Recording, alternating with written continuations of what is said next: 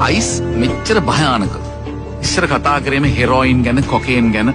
දැන් heroin, cocaine ගැන ඉතාම කලාතුරකින් ඇහෙන්නේ. ලෝකේ හැම තැනින්ම ඇහෙන්නේ අයිස් ගැන ඇහෙන්නේ. ඉතින් අයිස් ගැන බේසික් හරි අපි දැනගෙන හිටියේ නැත්තම් අඩුම තරමේ අයිස් අඳුර ගන්න බැරි වෙනවා අපිට.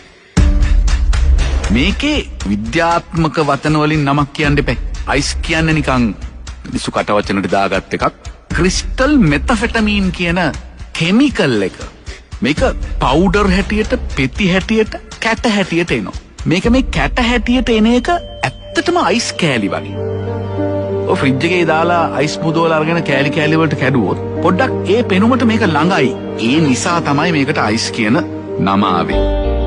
ඉතින් මේක හරිම කොමන්ලි පාවිච්චි කරන විදිහක් තමයි මේක මේ වතුරත් එක්ක දිය කරලා, රත් කරලා, සිරින්ජස් වලට දාලා ඉන්ජෙක්ට් කරගන්න එක. එන්නත. ඇයි මේකට ඇඩික් වෙන්නේ කියලා ඔබ හිතලා තියෙනවද? අපි අයිස් කියන නමෙන් කතා කරමු.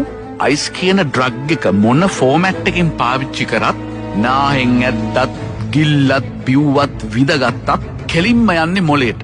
අපේ මොලේ තියෙන එක කොටසක්, එතනින් තමයි සතුටේ හෝමෝනේ ස්‍රාවය කරන්නේ. ඒ මොලේ තියෙන ඒ කොටසේ සෛල වලින් තමයි ඩොපමීන් කියන හෝමෝන් එක ක්‍රියේට් කරන්නේ.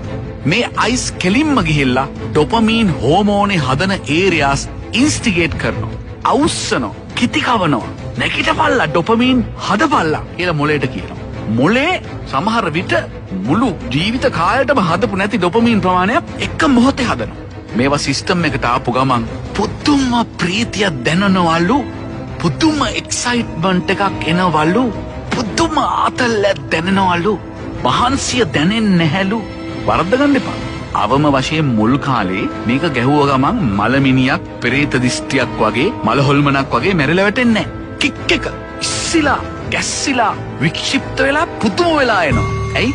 ගෝණි ගණන් මේ ක්‍රිස්ටල් මෙත් එකෙන් මොලේ තියෙන ඩොපමීන් ස්‍රාවය කරන සෛල අවුස්සනවා. මොලේ පිස්සෙක් වගේ ඩොපමීන් හදලා.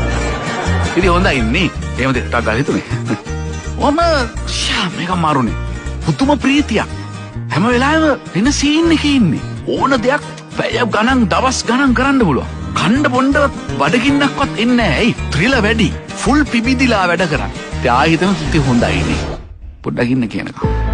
ටික දවසක් මේ ගමන යනකොට මොලේ සෛල වෙහෙස වැඩි. අයිස් එනවා, මොලේ සෛල අවුස්සනවා, ඩොපමීන් හදපන් කියනවා. මේක හරියට වැඩවසම් යුගයේ මරව වැඩ ගන්නවා වගේ මොලේ ඩොපමීන් නිෂ්පාදනය කරන සෛල තියෙන ඒරියා එක මරව වැඩ ගන්නවා. ටික දවසක් ගියාට පස්සේ